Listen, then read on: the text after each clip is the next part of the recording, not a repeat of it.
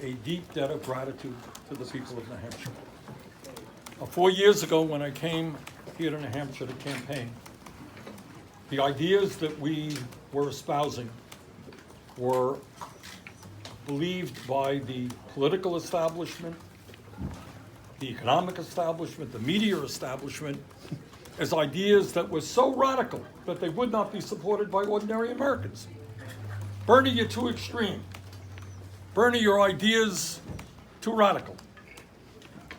But when we talked about health care as a human right, not a privilege, when we talked about raising the minimum wage to $15 an hour so workers can earn a living wage, when we talked about making public colleges and universities tuition-free so that all of our kids have the opportunity for a higher education regardless of their income, when we talked about the fact that climate change is the great existential threat to our planet, you know what? The people of New Hampshire said, yeah, maybe it would be a good idea to have an economy and a government that work for all of us, not just the 1%.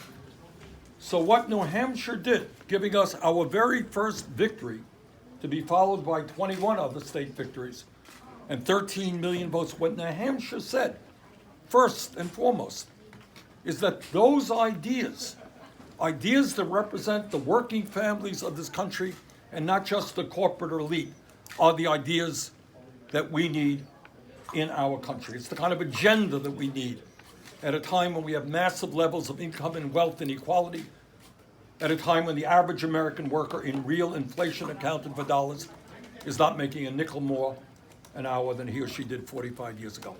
So I thank the people of New Hampshire for that. And let me just furthermore say that we take nothing for granted.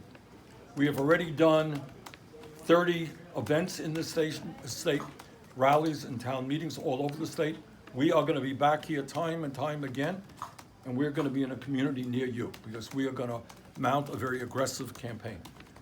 Let me conclude by saying that in my view, and I believe this my entire life, yeah, we're going to do TV ads and we're going to do radio ads and all that stuff. But at the end of the day, what wins an election is the kind of grassroots activism that you have, whether you have supporters who are willing to knock on doors and make the phone calls and work social media. And we have thousands and thousands of volunteers in this small state. And we have just a whole lot of people who have made donations to our campaign. We don't have a super PAC. We don't want a super PAC. But we have more people who have donated nationally to our campaign at this moment than any candidate in the history of the United States of America.